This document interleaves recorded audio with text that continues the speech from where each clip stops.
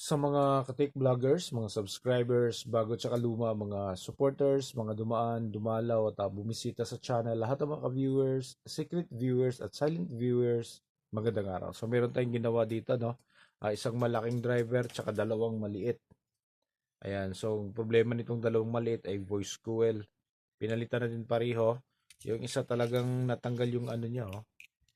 Natanggal yung dikit niya dito sa kanyang membrane. Tapos yung isa puto lang. So, pinalitan na natin pareho bago. Tapos dito sa malaking driver natin, intermittent siya. So, binaklas natin para makita natin kung ano yung problema, no? So, napansin natin na ano lang yung kanyang problema. Ayan lang siya, oh. Pigtail lang. Okay? Dito sa may puno dito. Sa likod.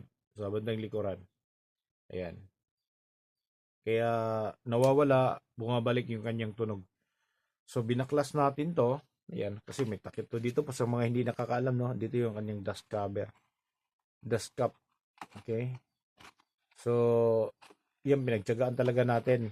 Kapag pwedeng hindi natin sirain yung dust cap niya, hindi natin sisirain.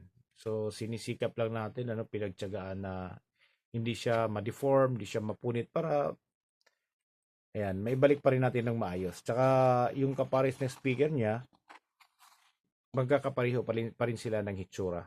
Ayan. Okay? So, pinalitan natin ng pigtail. So, ayan, pinatuyo na natin. Tuyong-tuyo na siya. Okay? Bago na yung pigtail niya.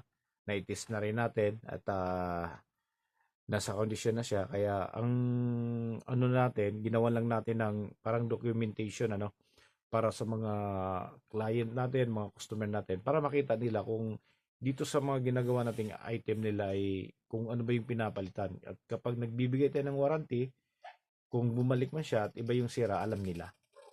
Okay? Ayan. So, babalik na lang natin to. Ayan. Pagbalik natin yan, ayusin lang natin, hindi siya tumabingi. Ayan. Pag naibalik na natin yan, wala na. Lilinisin na lang natin to. Kikintabin natin ulit to. Paiitimin natin. Bago natin i-pick up sa may-ari. Okay? So, hanggang dito na lang ay kahit naman papaano, kahit na medyo panay ulan dito ay meron naman tayong mga tanggap at kahit na maliliit basta panay-panay at hindi tayo nasi-zero.